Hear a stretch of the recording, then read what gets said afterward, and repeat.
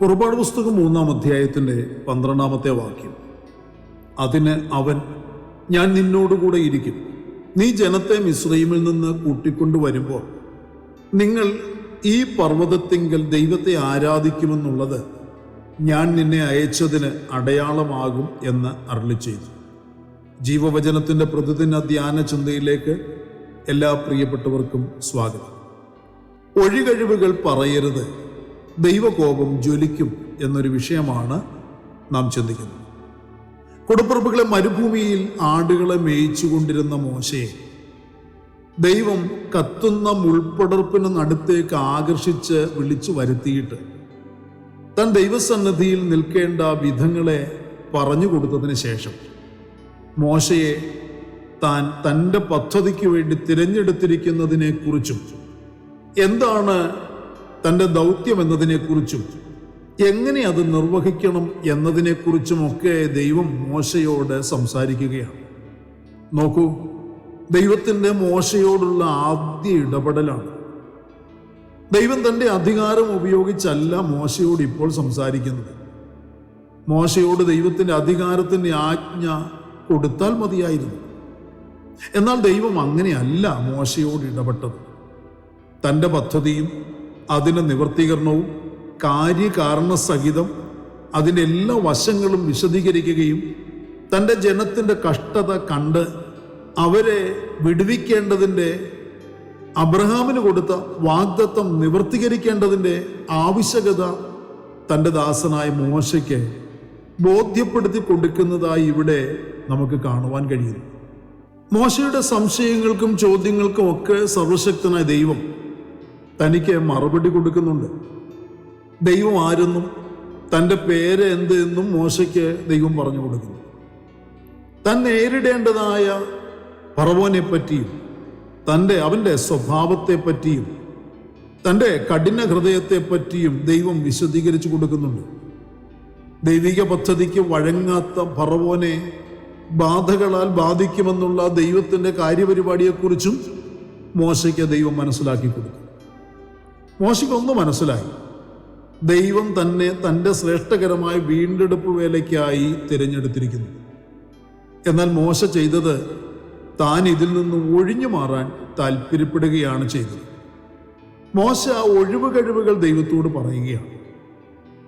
മോശ ആദ്യം ദൈവശബ്ദം കേട്ടപ്പോൾ തനിക്ക് താല്പര്യപ്പെട്ടെങ്കിലും, അതിന് തനിക്ക് താല്പര്യമുണ്ടായിരുന്നെങ്കിലും പിന്നീട് ഒഴിഞ്ഞു മാറാൻ ആഗ്രഹിക്കുന്നു. ആദ്യം മോശയുടെ പ്രതികരണം വിനയത്തോടെയായിരുന്നു. ഞാൻ നിന്നെ ഫറവോന്റെ അടുക്കൽ അയക്കുമെന്ന് ദൈവം മോശയോട് പറയുമ്പോൾ മോശ വിനയത്തോടെ പ്രതികരിക്കുന്നത് ഫറവോന്റെ അടുക്കൽ പോകുവാനും തൻ്റെ ജനത്തെ മിസ്രയീമിൽ നിന്ന് പുറപ്പെടുവിക്കുവാനും ഞാൻ എന്തുള്ളൂ. താഴ്മ ധരിച്ചവന് ദൈവം വാഗ്ദത്തത്തിൻ്റെ ഉറപ്പ് കൊടുത്തു, ഞാൻ നിന്നോടുകൂടെ ഇരിക്കും. നീ ജനത്തെ അടിമത്തത്തിൽ നിന്ന് വിടുവിച്ചു കൊണ്ടുവരുമ്പോൾ നിങ്ങൾ ഈ പർവ്വതത്തിങ്കൽ ദൈവത്തെ ആരാധിക്കുമെന്നുള്ളത് ഞാൻ നിന്നെ അയച്ചതിന് അടയാളമാകും എന്ന് ദൈവം മോശയോട് പറയുന്നു. പ്രിയരെ, മോശ ദൈവം കൊടുത്ത ഉറപ്പിലും വാഗ്ദത്തത്തിലും ഉറച്ചു വിശ്വസിക്കുകയും ഏറ്റെടുക്കുകയും ചെയ്യുകയായിരുന്നു വേണ്ടത്. ദൈവം നമുക്കും പ്രിയരെ ഉറപ്പ് തരുമ്പോൾ, ദൈവം നമുക്ക് വാഗ്ദത്തം നൽകുമ്പോൾ സംശയിക്കാതെ, ഒഴിവുകഴിവുകൾ പറയാതെ ഏറ്റെടുക്കുകയാണ് വേണ്ടത്. ആദ്യം മോശ ദൈവപദ്ധതിക്ക് മനസ്സ് വെച്ചെങ്കിലും പിന്നീട് താൻ പതറുന്നു, ഒഴിഞ്ഞു മാറുവാൻ ശ്രമിക്കുന്നു. ഇപ്പോൾ മോശയുടെ ന്യായവാദം, ഞാൻ വാക്സാമർത്ഥ്യമുള്ളവനല്ല, ഞാൻ വിക്കനും തടിച്ച നാവുള്ളവനുമാകുന്നു. ഇത് ദൈവിക പദ്ധതിയിൽ നിന്ന് ഒഴിഞ്ഞു മാറുവാൻ വേണ്ടിയുള്ള ഒരു ഒഴികഴിവ് മാത്രമായിരുന്നു. ഇത് താഴ്മ ധരിച്ചതിൻ്റെ ഭാഗമായ വാക്കുകളല്ലായിരുന്നു. എന്നാൽ ദൈവം വിട്ടുകളഞ്ഞില്ല. അപ്പോഴും ദൈവത്തിന് പറയാനുള്ളത്, ഞാൻ നിന്റെ വായോടുകൂടെ ഇരുന്ന് സംസാരിക്കേണ്ടത് നിനക്ക് ഉപദേശിച്ചു തരുമെന്നാണ്. ജനം തന്നെ അംഗീകരിക്കേണ്ടതിന് അടയാളങ്ങൾ ചെയ്യുവാനുള്ള അധികാരവും കഴിവും ദൈവം മോശയ്ക്ക് പകർന്നു. എന്നിട്ടും മോശ തൻ്റെ സമ്മതമില്ലായ്മ പ്രകടമാക്കുവാനാണ് അവിടെ ശ്രമിക്കുന്നത്. കർത്താവേ, നിനക്ക് ബോധിച്ച മറ്റാരെയെങ്കിലും അയക്കണമേ എന്ന് പറയുകയാണ്. നോക്കൂ പ്രിയരെ, ദൈവം ഏൽപ്പിച്ചത് ഏറ്റെടുക്കുവാൻ വിസമ്മതം പറഞ്ഞതിനാൽ അവിടെ ദൈവത്തിൻ്റെ കോപം മോശയുടെ മേൽ ജ്വലിച്ചു. ദൈവഹിതത്തിന് തന്നെ സമർപ്പിക്കാതിരിക്കുമ്പോൾ അതിൻ്റെ പരിണത ഫലം എന്നത് ദൈവകോപം ഏറ്റെടുക്കുക എന്നതായി. താൻ തനിച്ച് ചെയ്യേണ്ടതിന് ദൈവം തന്നെ തിരഞ്ഞെടുത്തപ്പോൾ അതിനെ ഏൽപ്പിച്ചു കൊടുക്കേണ്ടതിന് പകരം ചില മുടന്ത ന്യായങ്ങൾ, ചില ഒഴികഴിവുകൾ ആവർത്തിച്ച് പറഞ്ഞതിനാൽ താൻ ചെയ്യേണ്ടതിന് പകരം തൻ്റെ സഹോദരൻ അഹരോനെ തൻ്റെ കൂടെ നിർത്തുവാൻ, അഹരോനെ കൊണ്ട് സംസാരിപ്പിക്കുവാൻ ദൈവം ആവശ്യപ്പെടുകയാണ്. പ്രിയരെ, ദൈവം കൊടുത്ത ഉറപ്പ് ഏറ്റെടുക്കുവാൻ മടിച്ചവന് ദൈവകോപം ലഭിച്ചു. ശിക്ഷയായി അഹരോനെ കൊണ്ട് സംസാരിപ്പിക്കുകയാണ്. എന്നാൽ നോക്കൂ, പിന്നീട് അഹരോൻ കാരണം മോശ വലിയ പ്രശ്നത്തിലായി. കാളക്കുട്ടിയെ വാർത്തുണ്ടാക്കി. ജനം അതിൻ്റെ മുൻപിൽ ദൈവമെന്ന് കണ്ട് നൃത്തം ചെയ്യുവാൻ ജനത്തെ കെട്ടഴിച്ചു വിട്ടു. മോശയ്ക്ക് കോപമുണ്ടായി. മോശ ന്യായപ്രമാണത്തിന് കൽപ്പലകൾ അതുമൂലം എറിഞ്ഞുടച്ച് കളയേണ്ടിയ അവസ്ഥയിലേക്കൊക്കെ കാര്യങ്ങൾ നീങ്ങി. ഉടപ്പുറപ്പുകൾ ദൈവം വാഗ്ദത്തം പറഞ്ഞത് വിശ്വസിച്ച് ഏറ്റെടുക്കുക. ദൈവം ഉറപ്പ് നൽകിയതിനെ അവിശ്വസിക്കാതിരിക്കുക. ഞാൻ നിന്നോടുകൂടെ ഇരിക്കാം എന്ന് പറഞ്ഞാൽ കൂടെ ഇരിക്കും എന്ന് തന്നെയാണ് അർത്ഥം.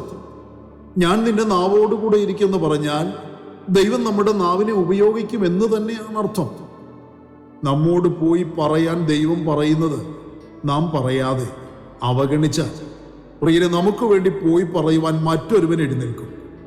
എന്നാൽ പിൽക്കാലത്ത് അവരിൽ കൂടി നമുക്ക് വേദന ഉണ്ടായേക്കാം എന്നുള്ള കാര്യവും മറക്കരുത്.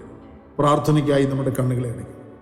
പരിശുദ്ധനായ ഞങ്ങളുടെ സ്വർഗീയ പിതാവേ, അനുഗ്രഹീതമായ നല്ല ദിവസം, ദൈവത്തിന് മാറ്റമില്ലാത്ത തിരുവചനം ശ്രദ്ധയോടെ കേട്ട് ധ്യാനിക്കുവാൻ ഞങ്ങൾക്ക് നൽകി തന്ന അവസരത്തിനായി, നല്ല സന്ദർഭത്തിനായി സ്തോത്രം ചെയ്യുന്നു. വചനം കേട്ട് സമർപ്പിച്ച് പ്രാർത്ഥിക്കുന്ന ഞങ്ങളുടെ മക്കളുടെ മേൽ കർത്താവിൻ്റെ കരുണയും കൃപയും ചൊരിഞ്ഞ് അനുഗ്രഹിക്കണമെന്ന് പ്രാർത്ഥിക്കുന്നു. ഇന്നിൻ്റെ ആവശ്യങ്ങൾ നിറവേറ്റി ഓരോ പ്രിയപ്പെട്ടവരെയും മാനിക്കണമേ, വിടുവിക്കണമേ, സൗഖ്യമാക്കണമേ. സാക്ഷ്യവും സുവിശേഷം പങ്കുവെക്കുവാനുള്ള അവസരം എല്ലാവരും ഉപയോഗിക്കുവാൻ ഇടയാക്കും. കർത്താവ് ഏൽപ്പിക്കുന്നത് വിശ്വാസത്തോടെ, ധൈര്യത്തോടെ ഏറ്റെടുത്ത് ചെയ്യുവാൻ ഓരോരുത്തരെയും പ്രാപ്തരാക്കും. പ്രാർത്ഥന കേട്ടവൻ കൃപയ്ക്കായി സ്തോത്രം.